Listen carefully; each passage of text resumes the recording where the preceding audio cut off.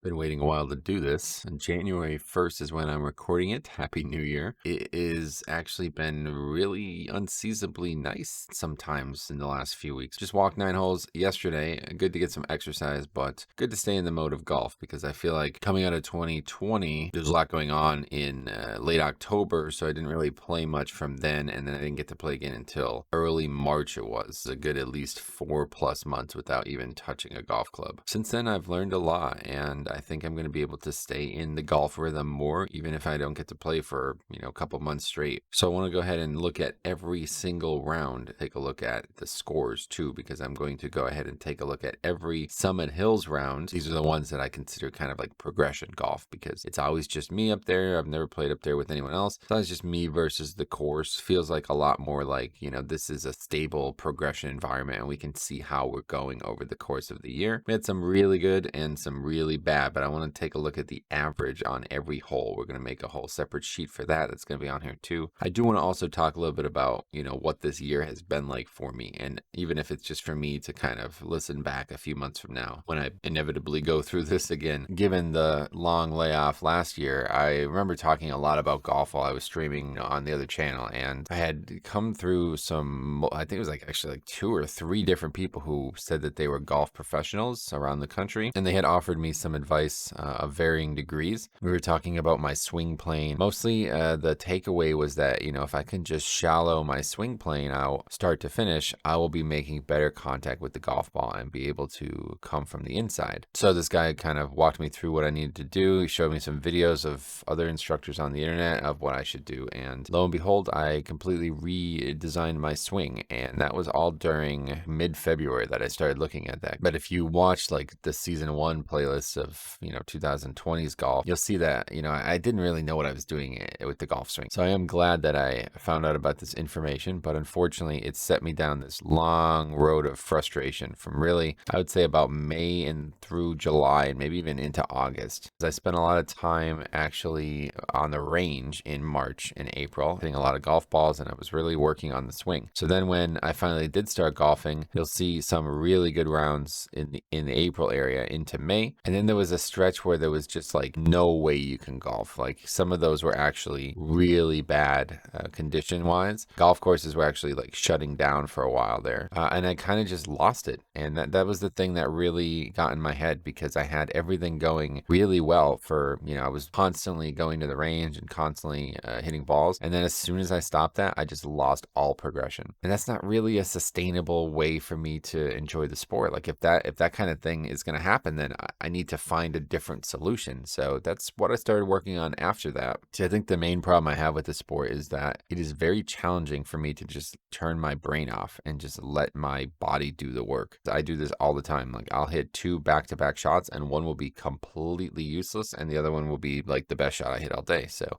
it's pretty clear that the fine line is there and I often trip over it. But we did have our best round of the year in early May there, and then everything kind of fell apart. It was starting to get really rainy that following week. Yeah, courses were actually closed, so I didn't get to play or go to the range for about a week. And then even I remember playing that one day there, it was a mess. It was really not good to be there. So then we started our big climb, and that was really a tough time. We were hitting really bad shots, and I started to realize that even though I did have some good rounds early in the year, what I still did not ever gain out of all of this was consistency. And this is frustrating because golf to me, you might sit here and think well, it's tough to be consistent at golf. Even the best pros in the world are inconsistent. The difference there is it's a minute difference that they're struggling with consistency. I'm struggling with consistency on a very grand scale. There's times when I swing the golf club and the ball doesn't go anywhere still.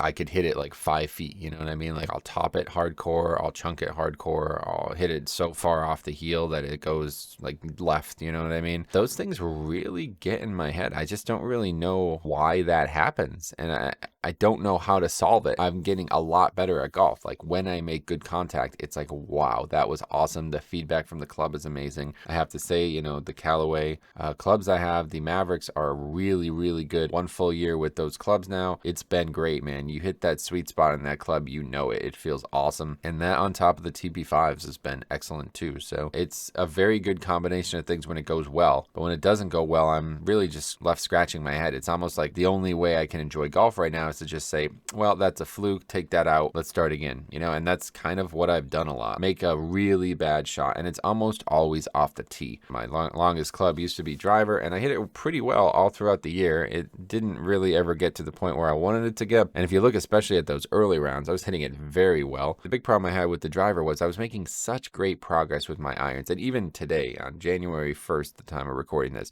my irons are excellent. But the longer the club, the worse it gets for me. Even the 5-iron, markedly worse than the 6-iron. So it's just like when you take a driver out, it's already a problem. But then my big issue is that like I have to take a different type of swing with the driver. You know, you can't just put the ball on the ground and take a divot with the driver. It doesn't work that way. That's why I switched to the 3-wood. And honestly, that was a really good decision for me at the time. And I'm still thinking it's a very good decision because no matter what, I can still just put the ball on the ground. I don't even have to tee it up, and I can just swing at it like a normal club. And so that would be kind of like late summer. And then kind of like fall, I made another adjustment, a completely different approach to golf because I'm thinking about consistency here. Like I'm thinking about how can I score the most consistently, even if that means make double bogey on every single hole. That would be excellent in my opinion because it means I know exactly what I'm doing on the golf course. And that's all I really want, man. Like my overall goals with golf are not to become a scratch golfer or have a hole-in-one or win a tournament. My goals in golf would be to never hit an embarrassing shot. And you know, I get that's kind of open for interpretation, but what I mean is like, I don't ever want to get up to a tee box and scull a ball 5 feet. Like that needs to be removed from my game, and I can't seem to figure that out. So there's a variety of ways I can make that happen. Obviously, I can just hit a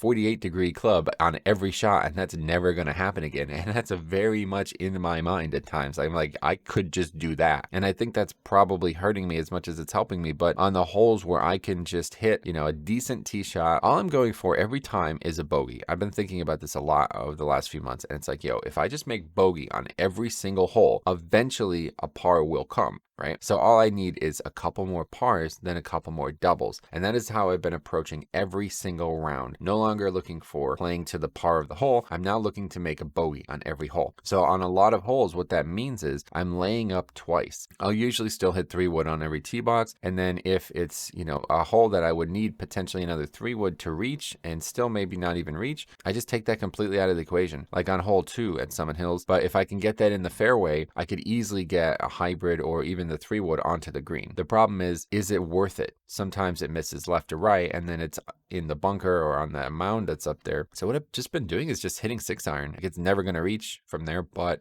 that's fine because then I just need to make sure I hit a good third shot and we could still make par. But I don't need to make par. I just need to make bogey. I need to make not double is the thing. But I also did a lot of firsts this year. First time I've ever played with more than 2 people too. But it was always something that I'm like, man, you know what? Playing with other people is kind of stressful for me. So I don't feel like I can go out there and meet new people. And then of course the whole golf layer on top of it is hard enough as it is. You know, just like I said, if I can just go out and never hit an embarrassing shot, then yeah, maybe I could overcome my, you know, potential social anxiety with meeting new people and maybe be able to play with randoms that I don't actually know. But his friends that he knows from work are also pretty active golfers. And one day the group that they normally play with was missing somebody and I was invited to come. So I played a few times with these guys and they're pretty good players. I mean, they're players. These guys have been playing golf probably for a lot longer than I have, and they've been through probably the ringer. And you know, one guy's got like a simulator in his house, which is awesome. I really wish if I had that. Oh man, yo, if I had a simulator in my house, dude, we'd be making some real progress. Because then I'd never have to worry about not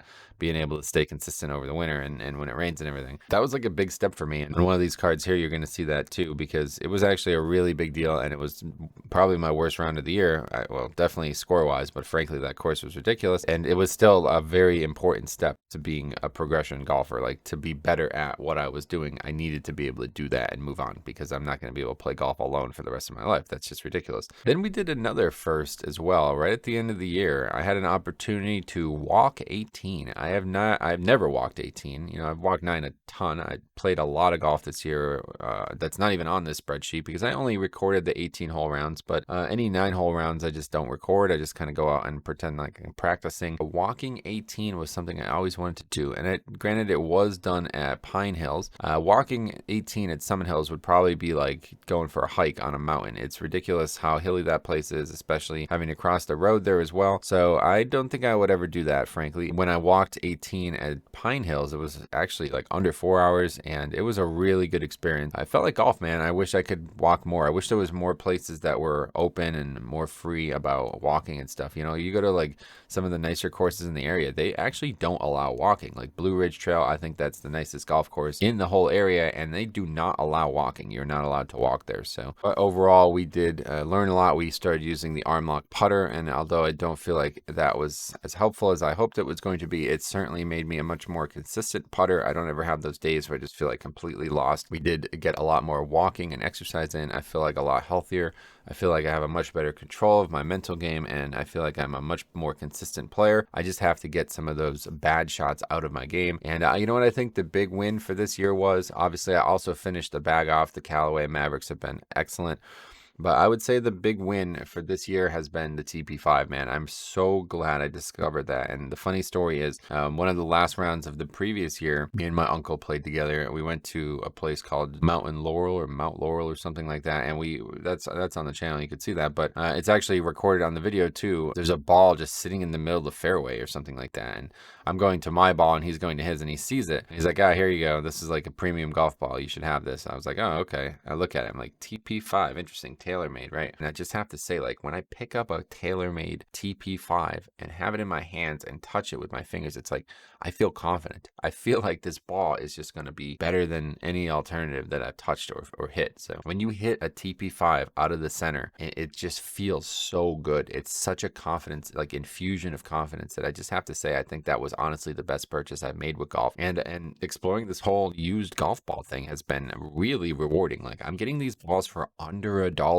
a ball, man. Like, you just got to sit there and be diligent. Like, every once in a while, I check eBay, I check all these different websites. You find like great bulk deals. And a lot of times, like, they're saying like the quality is low. It's not low, man. Like, I got these, this latest batch I just got right before Christmas, actually from Black Friday sale. Everything was, it was 120 golf balls for $108. And I got actually 2021 TP5s in it. You know what I mean? Like, the balls, no matter how often you play them, they're still new golf balls, and they are different than the 2020 version or whatever, the 2019 version. So, but anyway, let's take a look at all these cards. I'm going to do this really quick. I'm just going to give some commentary on how things have progressed. And then I have this here where we're going to input every single round from Summit Hills that I played under progression environments, but we're going to take a look at the average of every single hole, and we're going to see that at the end of the video. So let's get to it. The coolest thing about recording all your rounds is you know exactly how many you played. So I played 43 18-hole rounds. In fact, I played a lot more than that, just 9 holes as well. So I try to play rounds, 9 holes at least every single day. I think I played 6 days straight there. 4 of them would have been 9 holes.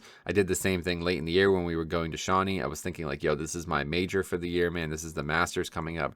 I'm going to play 5 days straight leading into it. And it was a really good experience. And I feel like, the trick for me this year was just playing more, just having a golf club in my hands more. It just feels good to have a golf club in your hands. Like, I feel like the more time I spend with a golf club in my hands, the better I'm going to get at this sport. So we stretched a long period of time. Like, you're going to see this first one here. This is March 25th, and it was a really nice day out that time. I remember that was like probably like in the 70s. I remember wearing like some clothing and then I took it off. You know what I mean? Like, it was pretty nice that day. And we actually played it with me and my uncle that day. So that was really nice up at Blue Ridge Trail. So first of all, playing with my uncle, it's always going to be at a course like this, Blue Ridge Trail, somewhere nicer. That's a good thing because I like to get out and see other golf courses, but it also comes with some expectation. Like, when I go to Summit Hills alone, I can kind of just do whatever the hell I want. And that's why I consider that like my progression golf level, because it's, kind of always the same. There's never that time when it's vastly different. But when you go here, you run the risk of sitting for 10 minutes waiting for a shot, or being rushed, or getting paired up with someone else, or like some other things that might happen. So it's like there's a lot more variables going to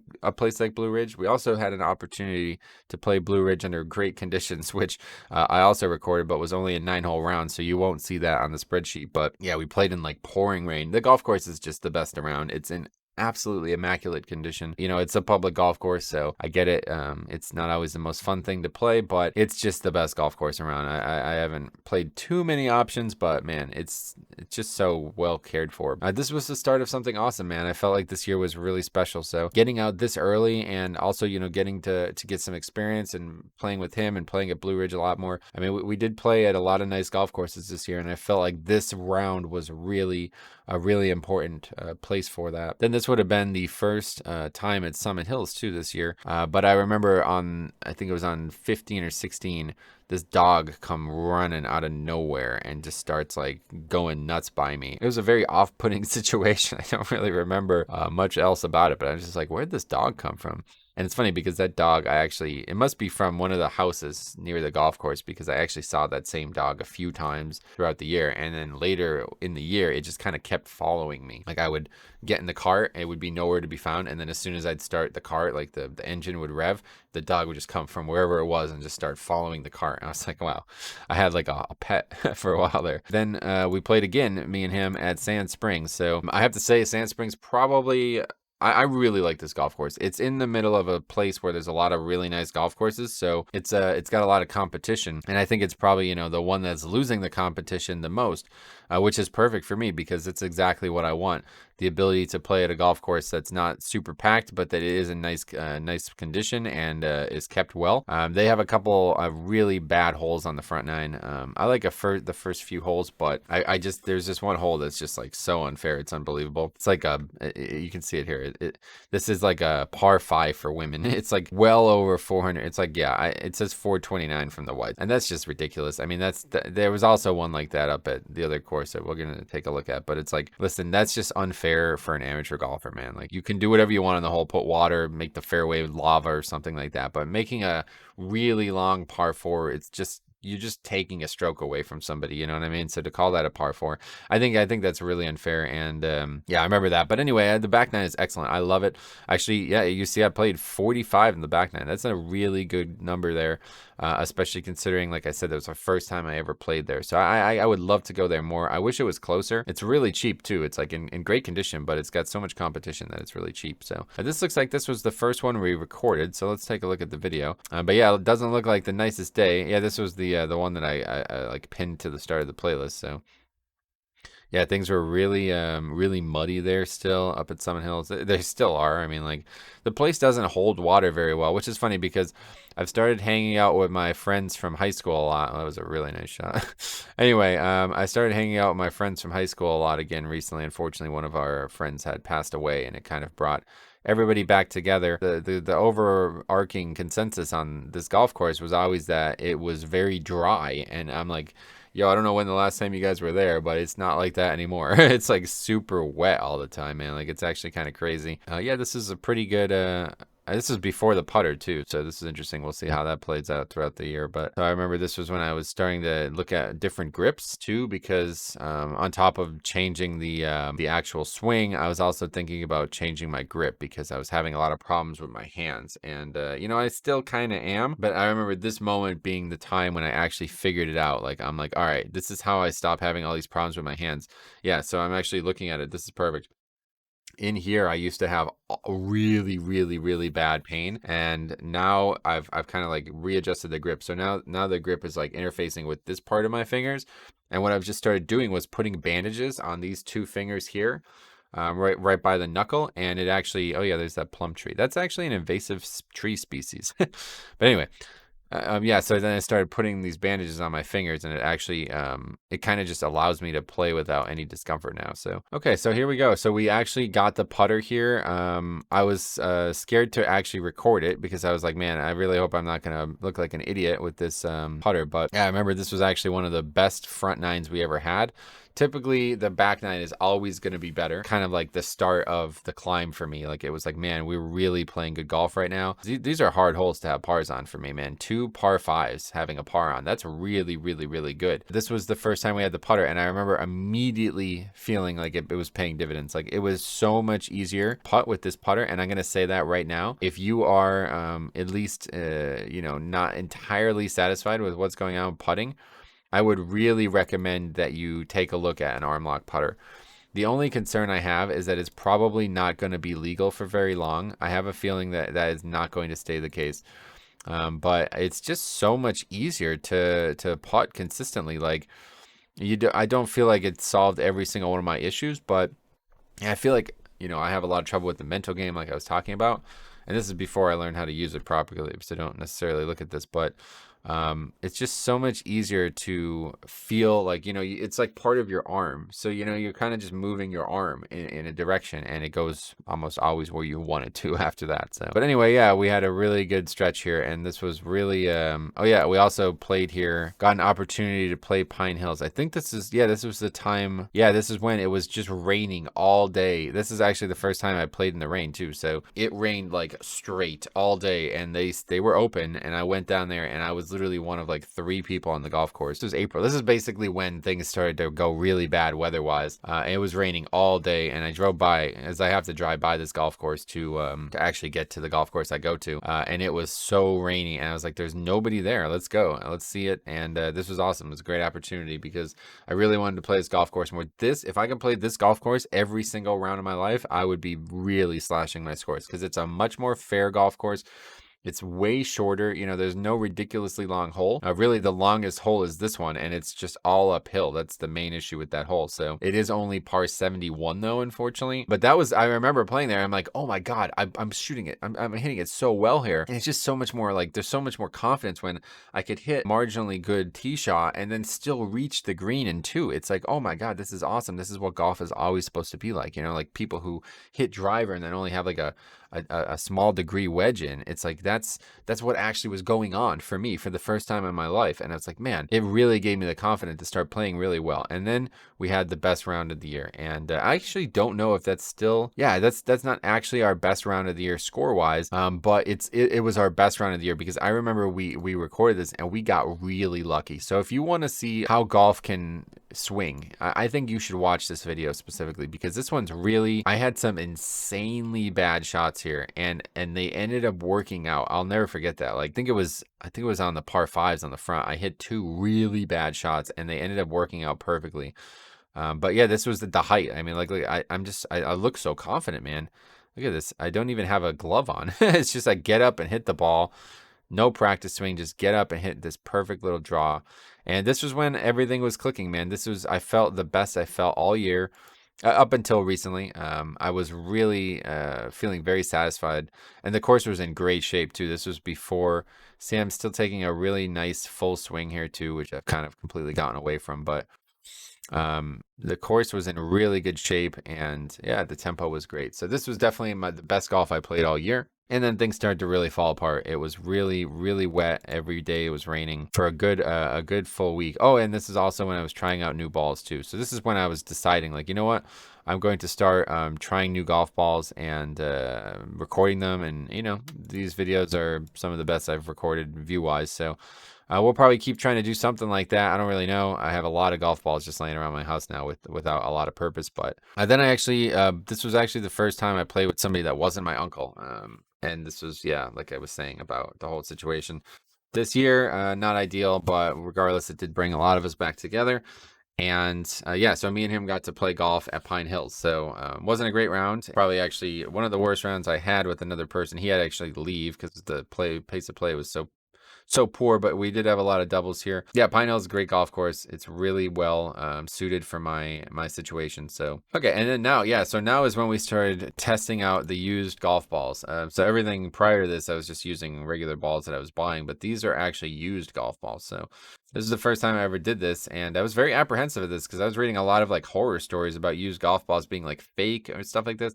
Haven't run into this, and I think a lot of it is just where you buy them. So I found this company, they don't really have a lot of golf balls, but it's really cool because they offer free shipping 100%. You can buy a single dozen and you'll get free shipping. So, this is a $4 golf ball. So Getting it for under $2 is pretty insane. Be able to get a $4 golf ball for half price, regardless of it being used or not. And then I bought this giant 120 bag of it. I think it's called lostgolfballs.com. Their eBay equivalent is excellent. They have so many good deals. That's where I've gotten all these big bulk bags, and they're always under, it's always like $1 a ball or less. So it's been really good. But I would say that, if you're looking for a very specific ball, definitely consider taking a look at eBay because they have some really good options there. Wow, look at this round though. That's pretty nuts. So we had 49 on the front and then 41 on the back. That's pretty crazy. I can't wait to actually take a look at all of these. I'm going to put these all into a number cruncher here and see exactly what our average score was. Yeah, and this was, I remember this was like the peak frustration for me. Things had completely fallen apart here. We were already into June at this point. It was like, I think this was probably recorded like right at the end of May. And you know what? I'm gonna say this out loud. It's happening constantly. This is when I started shanking the ball constantly. Before that, and I think that's because of the swing change. But it's like, I guess now my club is coming at a different angle into the ball. So if I'm not lined up properly or something, I don't really know. But it's just very easy for me to shank the ball now. Extremely easy, actually. In the old swing, I don't think I ever did. But now I do it constantly. Like there was rounds where it was like probably like 30-40% of the time I swung the ball. It hit so far on the inside that you can tell it vastly differed the flight pattern. And there's times, I literally just did it yesterday, where I hit so, like, the club actually missed the ball. Like the left side of the club hit the ball and sent it left. You know what I mean? Instead of right. I don't know what that is, but I can't seem to figure it out permanently. So hopefully someday we will figure it out. And it's not even, the scores aren't even that much worse. It just sucks. It just feels so bad, man, to have so many poor shots. And this is when I first started feeling like, I need to actually cheat to have fun at golf, because, when you hit the ball off the left side of the shank, you know what I mean? It's like, okay, let's not count that one. And literally, I just tee it up again and hit a great shot. So I don't actually know what that is and why it's so frequent nowadays, but yeah, hopefully next year we'll be able to figure it out. This is when I started to walk again, and walk a lot. And so I actually walked, so this was probably a Monday or something like that. I probably walked Saturday and Sunday. Sunday is like a great day to walk 9. It seems like anywhere, because a lot of people obviously are getting, they're trying to get back into the work swing, so they're golfing early in the day. Sunday evening seems like a great day to play golf. So for me, at least, I did have a lot of, I golfed almost, I think I probably golfed like almost every Sunday for a while there. So, and then I remember this one very, very specifically. This was actually the turning point. This was when I started to feel like I was going back in the right direction. It was really, really bad. Now I remember hitting some really bad shots here too. I think I was the second hole. I actually hit like just a dead shank right into, it was this hole here. I just hit like a straight up, literally ball just went right into the trees. Super embarrassing. It's just like really embarrassing. But this is another golf course that's actually really suited to my my play. It's very short, and it's actually really, Wilkes-Barre Muni it was legendary in this area for a long time. Let's put it that way. It's not in great shape nowadays. I don't know. I haven't been there in a few months, but at the time when we went, I'm like, this is a great course for me. And even though the score does not reflect it, this I think was probably one of my best rounds of the year. I was hitting the ball so flush, and you know what? It was right before this that I discovered this little trick, and I'm going to tell you guys about this today. I was struggling so much with the swing and the tempo and everything. So what I started to do was I started to take the smallest swing possible and try to hit it as well as I could. And that is a mantra that I still go about today. Whenever things aren't going well, I start taking smaller and smaller and smaller swings until I start hitting the ball right out of the center and feeling like I'm making really good contact with it. And once I started to do that, it actually became like immediately, like dividends were paid immediately. It was really, it felt, the confidence just started, whenever you hit the ball and you see a perfect golf flight, even if it doesn't go very far, you're going to feel good about it, right? So it's like, man, that's what I was chasing, and just hitting those shorter swings. And that's why I'm, doing what I'm doing now, where I'm taking such small swings, but it's like, it's just a better feeling, and I can still score that way. I don't have to hit the ball. I don't know. It just feels like the better way to play golf right now. So I actually had a birdie on this hole too. This is such a great hole. I remember this one. It's downhill, short par 4. And I remember hitting the perfect drive, probably one of the best drives of my life. And all I had was like probably about like 60 yards in. and I stuck it real tight. Actually, no, I think I was a little long, and I think I made a pretty long putt, if I remember correctly, because that was when that was the time when I was like, yo, my putter is carrying me right now. So even though we didn't have a great score, the thing is, I remember I was hitting great shots, but they just kept falling behind trees and stuff. I was like, I wasn't managing the course very well. I think that was the first. I actually think I played there with my father the previous year, but that's like only the second time I had played there since I was in college. And then we started going back to testing the golf balls. I remember doing this. This ball, I really had high hopes for, because at that point I had completely lost track of the swing. I was hitting a lot of crazy left to right shots again. I remember like, man, this ball is not doing what it says it's going to do. But looking back at this, it's like, yo, actually this day the ball is actually really traveling. Like this is this is good, man. I hit this ball really far. I can't hit the ball that far right now. I don't know. I don't know about this ball. I think it's better than I'm giving it credit for in this video. My review isn't very good. I feel like I wish I could redo this one. And then here we were breaking the barrier again. We actually had an 89 here. I think I recorded this one. Let's see. Oh yeah, this is actually with the Super Soft Max. And this is kind of when I was like really comfortable with this ball. I felt like, man, you know what? This ball is actually really nice. It's so easy to launch and get up in the air. And though I do agree that it is slightly, you do lose a few yards of distance maybe. It doesn't really feel very good off the face either, I think is the big problem. It's kind of like it feels very heavy because obviously it's so big, but yeah, it's a really nice ball. Like the results are very noticeable. It just kind of ends up being more consistent, it feels like. So I feel like that's really good, and it just gets up in the air better too, which is kind of a big deal. Then I think yes. So look so this was actually the end.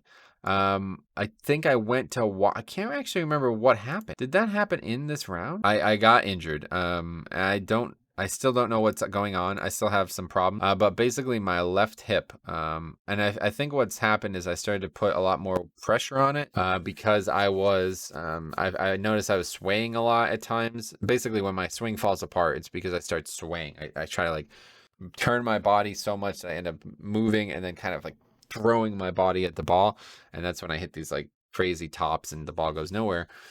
So I was like, okay, just kind of plant my left side, and then just kind of like, if I have like a pole, I remember saying like, pretend I have a pole in my shoulder through my foot connecting me to the ground, so I can only rotate the right side of my body, and it works. I mean, it's kind of what I still do right now. But I did put a lot of pressure on my left hip, and it's still a problem. So I actually took a whole month off. I didn't golf for a whole month because I remember thinking like, you know what? That's enough. Like I was having such from May through June, it was so unfun.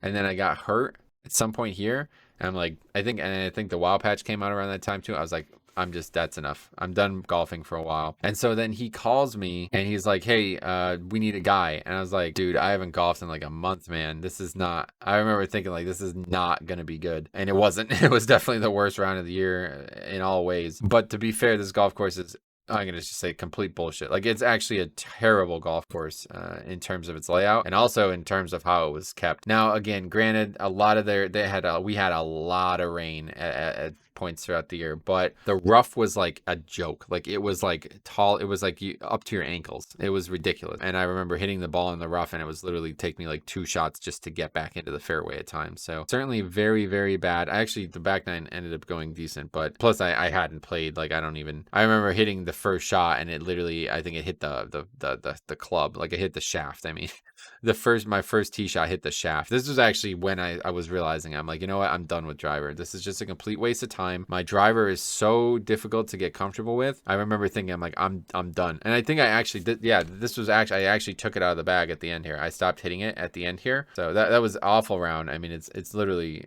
embarrassing. But so here is really the part 2 of the season. So now we had taken this big time off and I started playing again, and I was feeling pretty good after playing.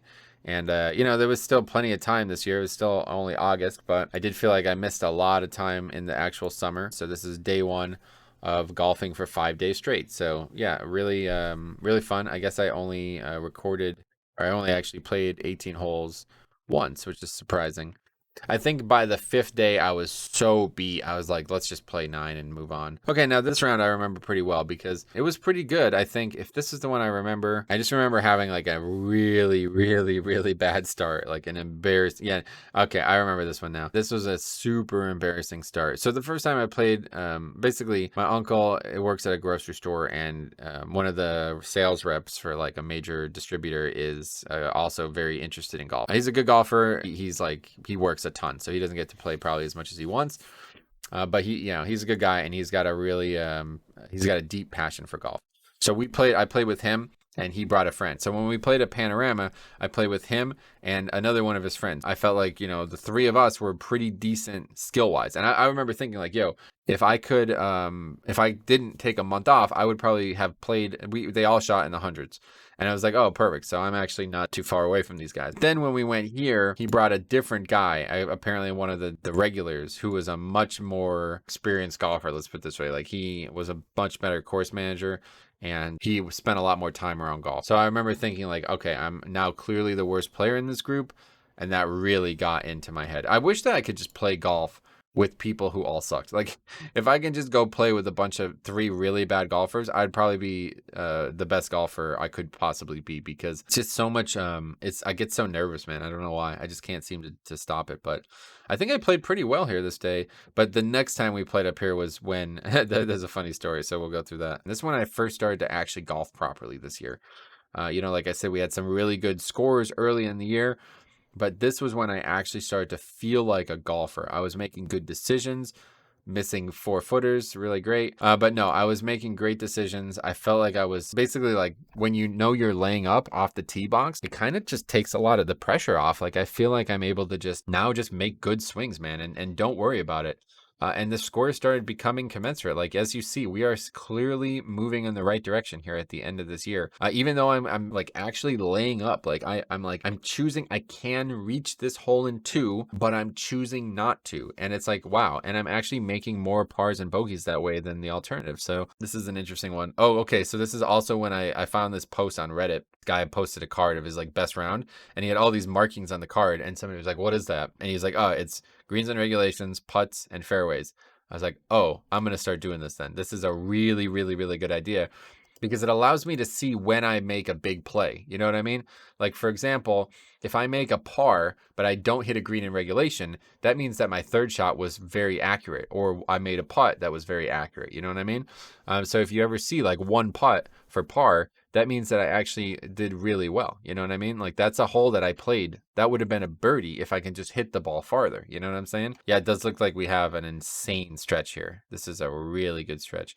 Then, of course, this hole always eats me up. But this was probably like the pinnacle of our year right here. Then I went to San Spreadsheet. So I hadn't played with my uncle for a while. I think he just wanted to get back. I think he was playing some kind of event or something like that, and he wanted to play an extra day that week. So he called me, and we went here again. And this was another amazing round. I was striking the ball so well. And it was almost like I felt like I was actually becoming a better golfer. But I just remember the putting was awful. I was literally like hitting the ball like 12 feet past the hole, or 12 feet short sometimes. I had no rhythm on the greens up there. Okay, so then we went to Blue Ridge. And was this the time? Yeah, this was the time. Okay, so I'll tell you a funny little story here. Anyway, we went up here, and I actually had a really good back 9, but he wasn't there. So he left after the front 9. He wasn't having a great day. He actually left, and so I played with, again, the guy's name is Jeff. That's the guy I was telling you about. And he's a great guy. Like I said, I feel very comfortable around him. But he brought this other guy who was like actually a really good golfer. He's probably just as good as my uncle. I actually felt like I was able to learn a lot from him, but again, I was very nervous out of the gate. And I remember hitting a terrible goal the ball 10 yards on number 2 there, and then I shanked the ball into the woods after that. And I remember doing this, and it was, not good etiquette, but I actually just went off on my own there. I just started playing I think I played like the next 2 or 3 holes without, like, I just started walking. I didn't take my bag off the cart or anything, but I'd take the clubs that I knew I was going to hit and just went up, and I think I just took like a 6 iron. I just hit 6 iron over and over again.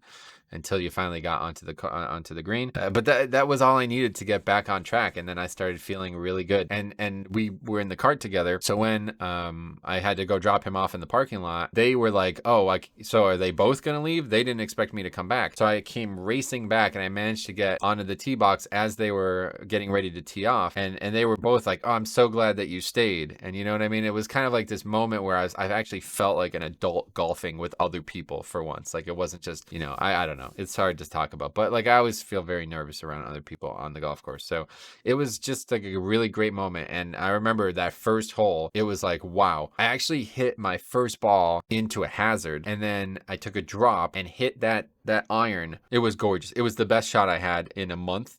It was a gorgeous shot. It landed exactly where I wanted. And first of all, the greens on the front were awful, and the greens on the black here were excellent. Like the trail is a really great 9. I think it's probably one of the best 9s anywhere. And it was just in immaculate shape that day. They had just aerated the ridge side, so they weren't too happy about that. I remember hitting this shot, and then it was like probably like a 12-foot putt, and I sunk that putt, and I remember giving like a fist bump, and I just remember thinking like, my uncle wasn't here to see that. And then the next hole I did something similar. It was a par 5, and I made another really long putt. And Jeff was like, "Huh, maybe it's your uncle bringing you down." I was like, well, maybe, I don't know. But yeah, it was just, I just remember that was like, I felt like I was all of a sudden a good golfer at that moment. Like things had really turned around. So, but this was, I have to say, talk about this round specifically. We went to a golf course that is like 100+ years old. They played like at the US Open there or something like that.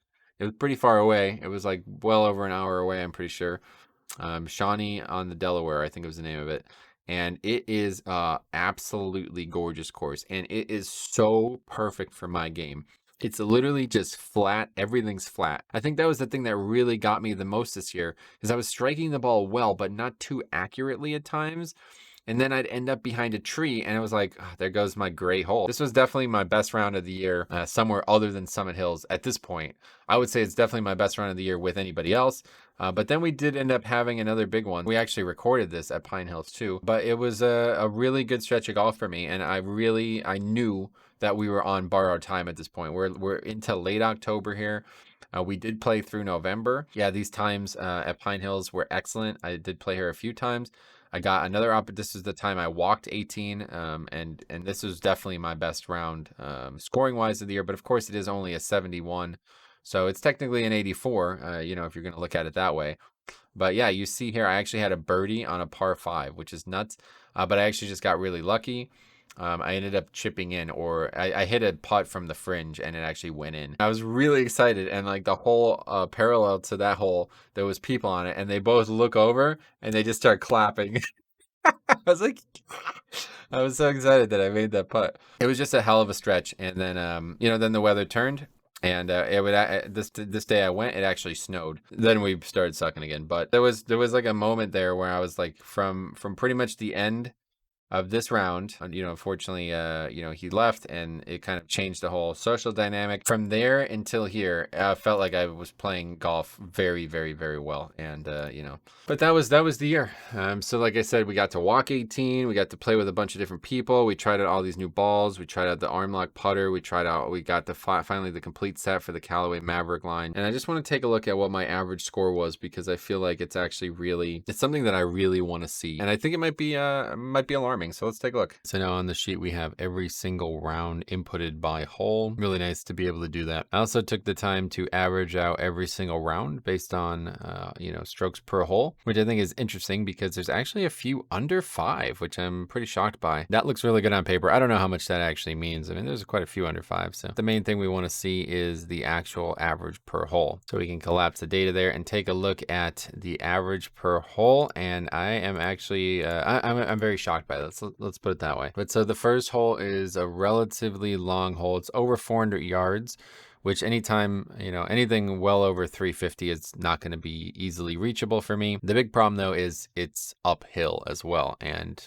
also it's the first hole. So yeah, first hole is usually not my best golf. It's actually not that bad compared to some other holes. Recently, this is probably the main hole I've just been laying up on purpose. Like, instead of trying to reach in 2, I just hit 6 iron, and no matter what, then we usually have like a 8 or 9 iron in kind of thing. So if I can make par there, that'd be really good. But, you know, since the length of the hole is what it is, and I'm laying up the way I am, it's pretty obvious that I'm always going to struggle to make a bogey. So we actually have just over bogey there. 5.28 is the whole average. So that's not bad. I mean, it's not great, but it's pretty good considering how many bad rounds we did have in there. Number 2, I always used to say that that's when the round starts properly, because you're going to see where you're at physically. You're going to see if there's other groups ahead of you. You're going to see what everything's going on, like temperature wise and everything like that. By that point, you're going to calm down and start playing real golf. But I'm actually shocked to see that this hole is actually worse than hole 1. It's still pretty long. Scorecard reads 374, which probably doesn't play that most times. Probably like 365 is usually what I would expect to see on there. But this is the hole that's kind of been like the crucial one for this whole decision on laying up, because it's like I said, if I hit a good 3-wood and another good 3-wood, I will be on the green, and I've done that a few times, but it just seems like really risky and really dumb. And the problem is left and right are both really difficult to recover from. So just being short, it seems like the right play, but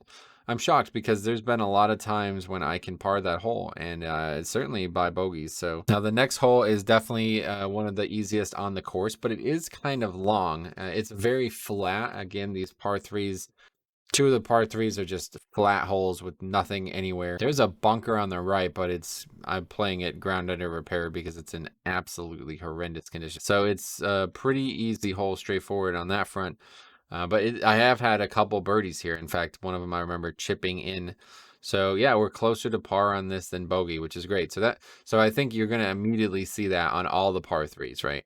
That's literally the case. Yep, literally the case on all par 3s. We are all closer to par than bogey on all of these par 3s. Then we have the par 5s. These are pretty straightforward holes. This one's relatively long, very straight though. It's a pretty easy hole, very straightforward hole. There's nothing really going on it, but oftentimes I'll lose one left in the trees. I feel like the wind often pushes it left there.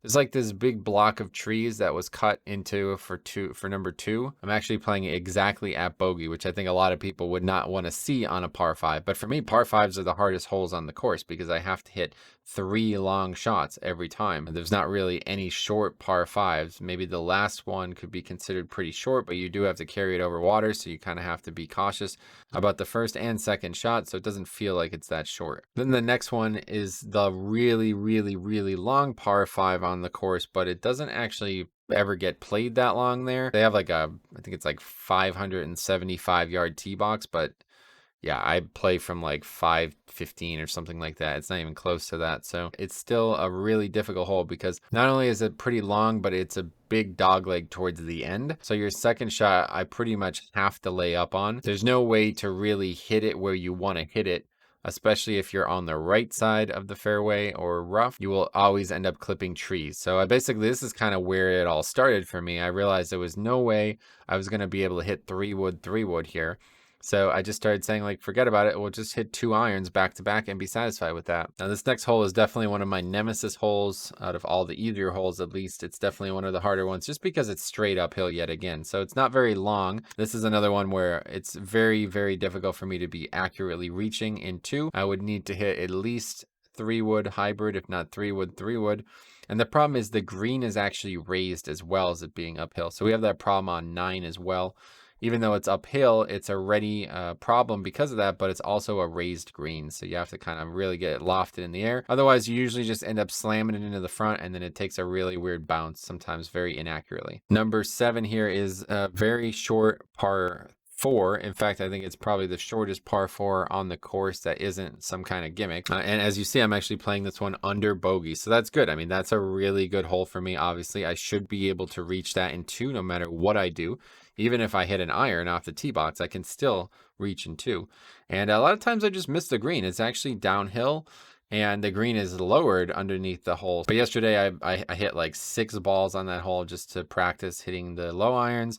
Hit a 9 iron 6 times, and they were all within like a 20-foot radius of each other, but they were all short, and none of them landed. Only one landed on the actual green, and I think actually 2 landed on the green and 1 rolled off. and the other one landed and stuck. Now this hole has historically been a really good one for me. It's obviously par 3, so that's better than most other holes, but the problem is it's actually a really awkward length. I'm having trouble getting the ball onto the green there, like even when I hit it really well. And the big problem is there's this giant bunker right in front of the left side of the green. And it's just completely filled with water now. So if you're short and in that bunker, you're actually going to lose your ball. Really, that's just ground under repair if you ask me, but it does oftentimes get in my head because I'm like, man, I really don't want to lose a golf ball on a par 3. I did have a birdie here. It's been pretty good for me. I think it's like probably the best golf hole on the course. It's got, a little bit of difficulty. There's trees lining it. There's a brush area in front of the tee box. If you make a mistake there, you're going to lose their ball there. So it feels like probably the most complete hole, and it's the hole that I feel like is the most memorable every time I golf there. And then this hole. So this is definitely the worst hole for me. This is a lot of times when I walk 9, I just don't even finish 9 because it's just not a very fun hole at all. It's a dogleg right, a slight dogleg right, but it is uphill the whole way and it is very long. Scorecard reads it only at 404, so not technically the longest hole, but it is uphill the whole way. And I always have this trouble where I get onto a good approach. Third shot's coming in. Again, never going to reach into here, but third shot's coming in. And I will be slightly short, and if it does not have the right arc, it will jam off the front and either roll backwards or take a really weird bounce. So plus the other problem on that hole is there's actually a tiered green there. So a lot of times I will be on the wrong tier, and then it's very, very difficult to 2-putt there. So I think that's a pretty unfair hole. This and 10 I think are very unfair holes, but I always just assume I'm going to have double here, and if I get anything better than that, then that's really good. As you see, we are actually just under double, so that's not bad at all. Now this hole is probably the hole I cheat on the most. I'm just going to be straight with you guys. This is a very, very, honestly, a very poorly designed hole. And it's quite funny because the senior tee boxes are actually probably about a shot and a half less on the hole, and it's still considered a par 5. The hole on the card says 545, but the problem is there's this giant section of water kind of about 300 yards into the hole. And then after that, there's this big ditch and ravine that it's another 40, 50 yards worth of play there as well. So you obviously have to be short of the water, and then you have to hit a very good shot over the water to make sure that you're in a good place on the fairway. And the other problem is the second part of the fairway slopes all the way to the right. So if you don't land it well, it's going to bounce into the woods. So this is the hole where I almost always lose balls, not because I hit them poorly, but just because I can't see where they land. Because the second part of the fairway is so below the first part of the fairway and there's water and waste area in between it, I oftentimes aim at certain things and then I just get down into where should the ball be and I just can't find it. So it's been a lot of times where I'm just like, listen, I hit a great shot here, I just can't find it. It's really one of the main reasons why I've struggled so much finding balls and being frustrated because of that, because it's like this hole is already really difficult. And then I'm hitting blind shots after my second shot, which is already frustrating over water and all this ravine and everything. But as long as I find it, it's usually not a bad hole. But yeah, there's been many times where I've just said like, all right, 7, 8, whatever, take it. Let's move on, even though I don't actually finish the hole. But then after that, the course really opens up. Literally 11 through probably, yeah, all the way to 18 are some of the easiest holes that I've ever played. And I think they're very fair. So 11 is a very, very, very short par 3.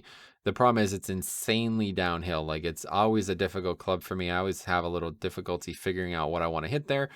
And also the wind has a major impact on this hole. This ball probably falls more than it goes up in the air. So you really I honestly like these next few holes, if you can kind of just like bunt a hybrid or something like that, you'd probably have more consistency than me trying to hit it up into the air. A lot of times I'd hit that green and it'll just roll right out the side too. The other problem is the left side of the green is like a massive slope downward. So if you miss left at all, you're going to end up being down by a cart path. But yet again, on par 3, I am under bogey, on average closer to par than bogey. So this is definitely not the hardest hole out of the stretch either way, but it is one that you could potentially lose a lot of balls on. And then these next 3 par 4s are all very short, all under 300 yards, but they all are what I would consider a gimmick hole. So this first one I'm actually shocked to see so close to bogey, but I guess it makes sense because this one is actually a very, very, very, very short hole, but it's an insane dog leg left. Like there's literally, you could hit it you probably only have to hit it 100 yards if there was no trees. If I hit my layup well left, I'll only have about 75, 80 yards in.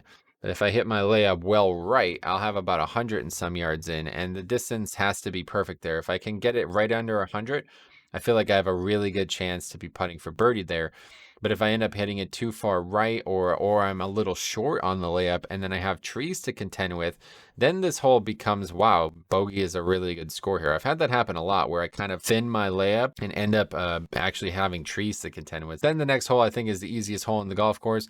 It's like 230 yards and it's straight downhill. So you could easily, and I tried this, I think, in one of the videos. I tried actually carrying the green with the 3-wood. I came really close and I could easily hit 3-wood on this hole and have like probably like a 30-40 yard pitch in every time. But you know, I just don't really think that's first of all, I don't really think that's helping me get better because that's so unrealistic for me to have that anywhere else. And I also don't think that's the best way for me to score. Like, I actually think it's easier for me to just hit kind of like a 9-iron in. I feel like I've gotten extremely good with my 9 and my approach wedge. And I love hitting those clubs. They're my favorite clubs to hit every time. So I always relish the chance. So I hit an 8-iron off the tee and then a 9-iron in. And that has been a very consistent set of numbers. So you actually see that is our closest to par 4. So that's really good. Even better than the one we were talking about before. So all of these short ones, we are well under the average of bogey on. So that's really nice. This is actually a super uphill. This is actually the shortest par 4, but it's super uphill. And I always have trouble with my second shot because you have to hit this shot that's like, it's really like less than 100 yards, no matter what you end up with off the tee box. If it doesn't land soft, it's going to scuttle all the way to the back of the green. And luckily there's a wall there, which you get some relief from. It's actually like fine, like that's like a good thing. All right, just make sure it carries the hill and then you'll be putting from the back of the green. And I've hit some birdies from there too, so it's not that bad. But the problem with this hole, unfortunately, is that the tee box is really unacceptably bad. It's surrounded by trees and I guess it's kind of in the middle of nowhere, so I don't know why, but it doesn't seem like any grass will grow on there. Like most times I go there, it's just dirt, and a lot of times it's mud. Very unfavorable tee condition, but it doesn't, it's like literally as long as you hit it straight and there's trees all lining it. In fact, I actually, the one time I think on camera this year, I was hitting a 6-iron off that tee box, and the tree right in front of me actually caught the ball and killed it and lost the ball because of that. So yeah, pretty much have to hit 3-wood there, and that's fine. Now 15 is the longest par 4 on the page. It's just one of those holes that I don't ever have too many troubles with because it's kind of a fair hole. It's very flat. It's just really long. It's a pretty big dogleg right, but the left side is super open. So if I end up hooking a ball, I can still play it. If I end up fading a ball, I can still play it. Really, an ideal shot would probably be a fade off the center of the fairway, and then you get a couple yards off a roll because there's kind of like a little hill. Ball will often bounce off and you get a couple extra yards. So yeah, probably my best play on that hole is a little fade off the center and then let it roll out. Then another pretty short par 4. I'm surprised that this one isn't playing better, but I do have a lot of trouble. I feel like wind is really a factor on this hole. At this point, we're at like the peak of the mountain. We don't really get much higher than you do on these two holes. I, some reason, always end up short, which is fine because it's actually well manicured in front. So I can easily chip in from there. I have done it.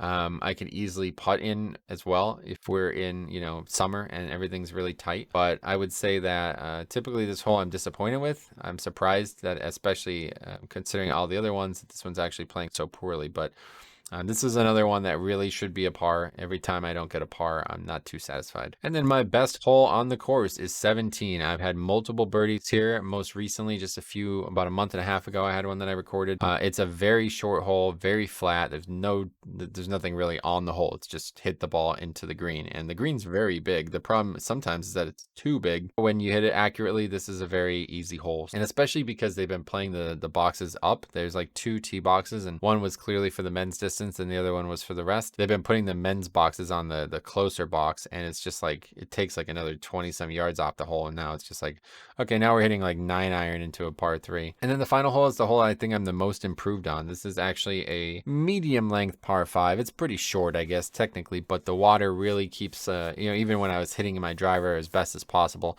I wouldn't really be able to hit it there. And the problem is the fairway stops well short of the water, so if you end up hitting it too far, you're actually going to be in a rough. So I'm definitely always just hitting 3-wood here, and it's been pretty successful recently, but I always have a lot of trouble because the weeds and stuff in front of the water are actually quite high. So If you don't launch the ball properly, you're usually going to end up clipping those weeds on the way up, and then you'll actually end up either losing a ball or losing a ton of distance. But the good thing is if you hit 2 good shots, you have a very short club in. The unfortunate part though is, again, is a raised green with a slight uphill approach. A lot of times I have about an 8 iron's distance in, and the 8 iron ends up short simply because it will not catch the slope properly. It'll hit the front of the green and roll backwards. But this hole is definitely my most improved on, and I'm surprised to see it playing over bogey, to be honest, because I did have at least 1 birdie on this hole. But yeah, I guess I probably do lose a lot of balls on this hole. So that's it, man. This was a really fun adventure. I hope that it'll help anybody who might be interested in looking at this, but I know it's going to help me. So I wanted to make the video regardless, because I'm going to end up looking back at this and I just wanted to have these stats here. And if we do end up keeping stats like this again in 2022, I want to see what occurs. But it's been a hell of a year. We learned a lot, and I think I'm really at a great place. I don't feel like I'm going to be purchasing any new balls or any new clubs or any new devices in 2022. So I think it's finally time. I feel like I'm actually like out of the tutorial, and now it's time to start playing the game of golf. So thank you for watching. I hope to see you guys soon in 2022. I mean, this feels like we're actually not going to get any snow this year. It's been a really, really mild winter so far. We have had some bad temperatures, but luckily no snow. And then it's in the 50s again today. So thanks for watching, and we'll see you in the next one.